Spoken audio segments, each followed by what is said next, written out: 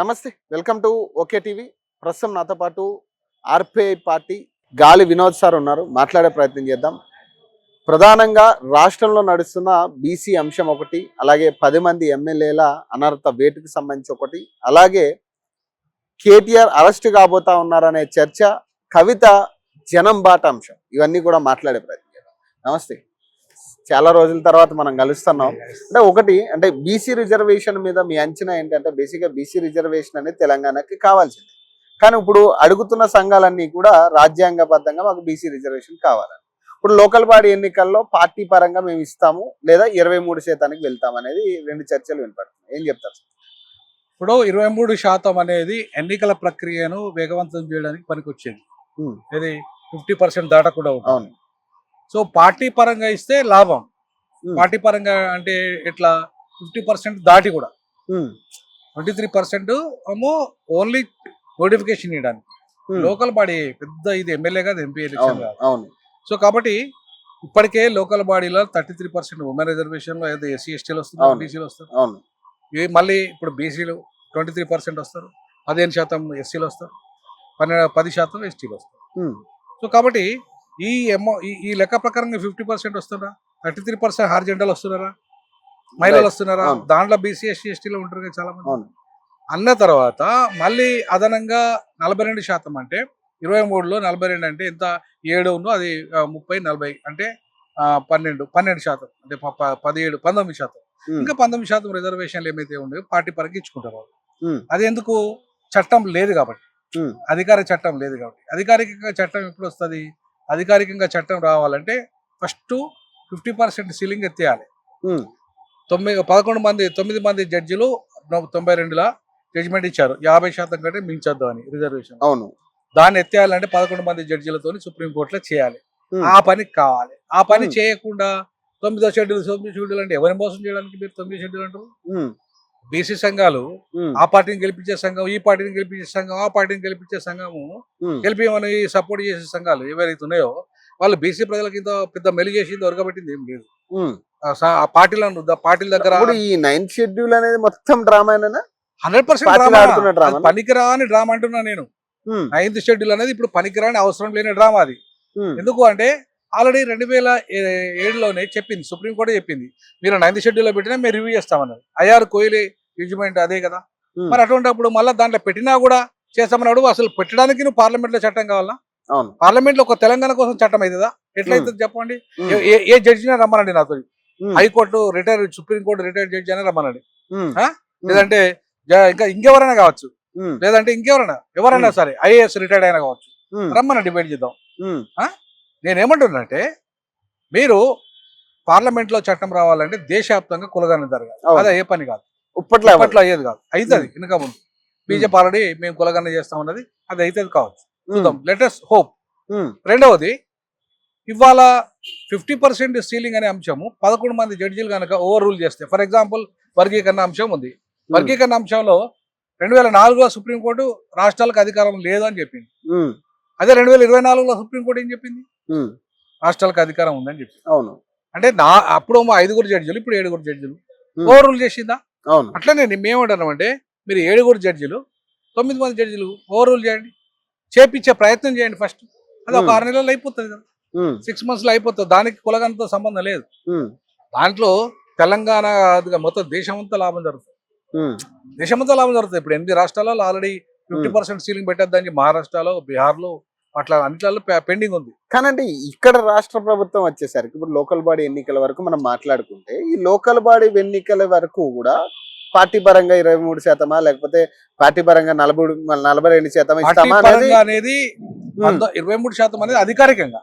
Party పరంగా అసలు local body అందులో సర్పంచులలో పార్టీ సంబంధం లేదండి. పార్టీ సంబంధం లేదు ఎన్నికలు ఇవి. పార్టీ పరంగా రిజర్వేషన్స్ పార్టీ పరంగా, అక్కడ పార్టీ పరంగా అనేది రిజర్వేషన్ల పార్టీ పరంగా అనేది ఏంటంటే, గవర్నమెంట్ 50% సీలింగ్ రిజర్వేషన్ ఇస్తూనే పార్టీ పరంగా అదనంగా ఇస్తామంటుండ్రు. తప్పే ఉంది అందులో. నీకు ఎన్నికలు జరగాలా వద్దా?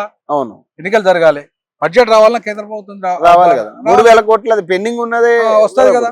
రెండవది, నీకు అంతకు ముందు జిల్లా పరిషత్ చూస్తున్నాం, జడిపి చూసుకున్నాం. నీకు అంతకుముందు కేవలం 6 ఇచ్చారు. 6 జిల్లా పరిషత్తులు బీసీ రిజర్వేషన్ అని. పార్టీ పరంగా ఇచ్చినా సరే 42% ఇస్తే నీకు 13 వస్తాయి. 13 జిల్లా పరిషత్లకు బీసీలు చైర్మన్లు అవుతారు. అది కావాలన్నా వద్దా నీకు? అవును.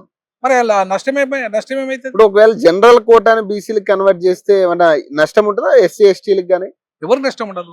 ఎవరికి నష్టం ఉండదు. వాళ్ళ 42% ఇస్తే మాకు 15% ఎస్సీలకు ఎవరు ఆపే అధికారమే లేదు, ఎవరు చేయరు. అవును. కాబట్టి జనరల్ మేము గెలిస్తేనే ఉంటాం, లేకపోతే లేదు. ఇప్పుడు ఏంటంటే ఇప్పుడు బీసీలకు ఇవ్వడం అనేది ఒక న్యాయం. ఎందుకంటే 56% వాళ్ళు ఉన్నారు. సో 42% వాటా ఇవ్వడం అనేది న్యాయమైన డిమాండ్. మేము సమర్థిస్తున్నాము. దాని అది అమలు కావాలన్నా లేదా? ఇప్పుడు వద్దంటారు కదా ఇప్పుడు సంఘాలన్నీ అనేది. సంఘాలకు ఏడ పని ఉందండి? సంఘాలకు నేను ఒకటంటే నా కుల సంఘాలకు ఏం పని ఉంది? ఆ పార్టీ బదిలీ ఇస్తే ఈ పార్టీ బదిలీ ఇస్తే పైసలు తీసుకొని మీటింగ్లు పెడతాను వాళ్ళు. ఏమి నేను ఓపెన్ గా మాట్లాడగలుగుతాను. నాకు నేను ఎవరికి భయపడేది లేదు. నేను ఒక బీసీ ముఖ్యమంత్రి కోసం, సామాజిక తెలంగాణ కోసం 3 లక్షల జీతం ఒక ఎస్సీ మాదిగనే ఉండి రాజీనామా చేసిన. ఏ బీసీ ప్రొఫెసర్ రాజీనామా చేయాలి బీసీ ముఖ్యమంత్రి కోసం? ఈ దేశంలో లేడేవాడు. లా మినిస్టర్ అంబేద్కర్ చేస్తే లా ప్రొఫెసర్ రాజీనామా చేసిన నేను. ఆయన మినిస్టర్ పదవి చేస్తే నేను లా ప్రొఫెసర్ రాజీనామా చేసిన. సో కాబట్టి మేము బీసీల కోసం మేము త్యాగం చేస్తున్నాం. అవును. మేము మాట్లాడుతున్నాం. ఇవాళ మీ లెక్క కొంతమంది కుల సంఘ నాయకుల లెక్క ఎవరి దగ్గర మేము చేయి దాపట్లేదు, అమ్ముడు పోవట్లేదు, అమ్ముడు పోము కూడా. మేము ఇవాళ అంటున్నాము మీకు న్యాయం జరగాలంటే లోకల్ బాడీలే కదా, నువ్వు ఏమైనా ఎమ్మెల్యేదా, ఇదేమైనా ఎంపీయా? నీకు దమ్ముంటే కుల సంఘాలు చెప్తున్నా నేను. దమ్ముంటే అక్కడ చూడండి, ఫస్ట్ ఎంపీలు వచ్చే పర్మనెంట్ చట్ట పార్లమెంట్ లో అయ్యేటట్టు చూడండి. అది కదా చేయాల్సింది మీరు. ఇప్పుడు ఈ లోకల్ బాడీని పట్టుకొని ఏదో ఇక్కడ ఉరగబెట్టాలి. ఇప్పటికే సఫిషియెంట్ వస్తున్నాయి, ఇంకా పార్టీ పరంగా వస్తే ఇంకా ఎక్కువ వస్తాయి. లోకల్ బాడీలో వచ్చిన తర్వాత రేపు 2028 టైం ఉంటది. ఇంకా అప్పుడు మనం పర్మనెంట్ చట్టం కోసం కొట్టాలి. అది ఎమ్మెల్యే కావాలి, ఎంపీ కావాలి, విద్యా ఉద్యోగ రంగాల కావాలి, రాజ్యాంగ పరంగా. అప్పుడు కదా నీ చేయాల్సిందే. అప్పటికి కాన్స్టిట్యున్సీస్ కూడా వస్తాయి దేశవ్యాప్తంగా. కానీ వీటికి ఎందుకు అడ్డుపడ్డం వీళ్ళు? మరి నేనేమంటున్నా, రాజకీయాలే. ఏం లేదు, బీజేపీ పార్టీ ఒక రాజకీయం చేస్తుంది, బీఆర్ఎస్ పార్టీ ఒక రాజకీయం చేస్తుంది, కాంగ్రెస్ పార్టీ ఒక రాజకీయం చేస్తుంది. ఓవరాల్ గా ఈ 3 పార్టీలు అగ్రవర్ణ పార్టీలే కదా. రేపు గెలిపించేది ఎవరిని? నువ్వు మళ్ళీ అగ్రవర్ణం అనే గెలిపిస్తావు. నువ్వు నీ విధానం అది కదా. నీ విధానం బహుజన్ని గెలిపిమంటున్నాం మేము. అరే బహుజనులకు భయపడాలంటే బాబు, నీకు దమ్ము ఉంటే బీసీ ముఖ్యమంత్రి అంటున్నా నేను. నువ్వు బీసీ ముఖ్యమంత్రి కావడానికి ఆర్కృష్ణ రెడ్డి ఉన్నాడా? లేకపోతే జాజుల శ్రీనివాస్ గౌడ్ రెడ్డి ఉన్నాడా? ఇంకో నాయకుడు రెడ్డి ఉన్నాడా? రమ్మనండి దమ్ముంటే. మీకు రావడం చేత కాదు, చేయడం చేత కాదు, మాటలు మాట్లాడతారు. ఏం బీసీ నాయకులు అండి? నాకు అర్థం కాలే. బీసీ నాయకులు ఎట్లా ఉండాలి బీసీ నాయకులు? ఇవాళ ఒక జగన్మోహన్ రెడ్డి అంటాడు నేను ముఖ్యమంత్రి అవుతా అన్నాడు, వచ్చిండు అయిండు. ఒక రేవంత్ రెడ్డి అంటాడు నేను ముఖ్యమంత్రి అవుతా అన్నాడు, అయిండు. నువ్వు ఎందుకైతే లేవు? సో అంటే ఫైనల్ గా ఒక విషయం చెప్పండి. ఇప్పుడు 10 మంది ఎమ్మెల్యేల అనర్హత వేటు మీద మీరేం చెప్పదలుచుకున్నారు? అంటే అనర్హత వేటు పడాల్సిందే, 100% పడాల్సిందే, వాళ్ళందరి మీద పడాల్సిందే. ఇవాళ కడియం శ్రీ సిగ్గు లేకుండా మాట్లాడుతున్నాడు, బుద్ధి లేకుండా మాట్లాడుతున్నాడు కడియం శ్రీ. అసలు నైతిక విలువ లేదు కడియం శ్రీ. ఏమే రిజర్వేషన్లు వచ్చిన 40 ఏళ్ళు మంత్రిగా ఉండి ఒక్క దళితునికి సాయం చేసిన చక్కగా నీ వల్ల ఏ దళితుడు బాగుపడ్డాడు? అనైతిక విధానాలు పాటిస్తూ అనైతిక బిడ్డను తీసుకొని ఎంపీ చేసుకున్నావు. ఇవాళ నీ జనాభా ఎంత, నువ్వెంత, నీ జనాభా ఎంత, అసలు నీ కుల జనాభా ఎంత? నీకు అలా మాదిగల సీటు నువ్వు కొట్టేసినావు 40 ఏళ్ళ నుంచి. నీ బిడ్డకి మళ్ళీ మాదిగల సీటు కొట్టేపించుకున్నావు. ఇదా నీ నైతికత? ఏం చేసుకుంటాడు? చేసుకున్నా అనర్హత వేటు వేసుకోమంటుండే. అదే వేసుకుంటాడు, గ్యారంటీగా వేసుకుంటాడు. దమ్ముంటే గవర్నర్ దమ్ముంటే వేయాలి. గవర్నర్ నైతిక విలువలు ఉంటే గవర్నర్ వేయాలి. లేకపోతే మన గవర్నర్ అంటున్నాడు స్పీకర్ వేయాలి. మరి ఇతర చూద్దాం, వాళ్ళ పార్టీ వాళ్ళే కదా స్పీకర్ కూడా. ఇప్పుడు ఈ ఖైరతాబాద్ విషయం ఖైరతాబాద్ అయితే నాకు రాజీనామా వస్తాయి, 100% రావాల్సిందే. స్పీకర్ కూడా దానికి అనర్హత వేటు వేయాల్సిందే, లేకపోతే కోర్టు కూడా ఒప్పుకోదు. అంటే ఉప ఎన్నికలో మళ్ళీ కాంగ్రెస్ పార్టీ గెలిచే ఛాన్స్ ఉందా? మరి ఇప్పుడున్న ప్రకారం అదే పార్టీ ఏదే గెలుస్తుంది అనే సమస్య ముఖ్యం కాదు. నేను ఏమంటానంటే పార్టీ ఏదైనా గెలవచ్చు, నైతికంగా గెలవడం ముఖ్యం. అనైతికంగా ఎట్లయినా గెలవచ్చు. ఇప్పుడు 150-200 కోట్లు పెట్టి నవీన్ యాదవ్ గెలిచాడు, అది గెలుపు అన్నట. ఇప్పుడు మళ్ళీ ఇంకో 200-300 కోట్లు పెట్టారు విధానం, అది గెలుపా? అది గెలుపు కాదు, అది ఒక రకంగా కరప్షన్, పొలిటికల్ కరప్షన్ అది. సో పొలిటికల్ కరప్షన్ తో ఎవడం గెలుతాడు, లంగ గెలుతాడు, దొంగ గెలుతాడు, దుర్మార్గుడు కూడా గెలుతాడు. సో ఇది పరిస్థితి. సో మరిన్ని అప్డేట్స్ కోసం చూస్తూనే ఉండండి. ఓకే.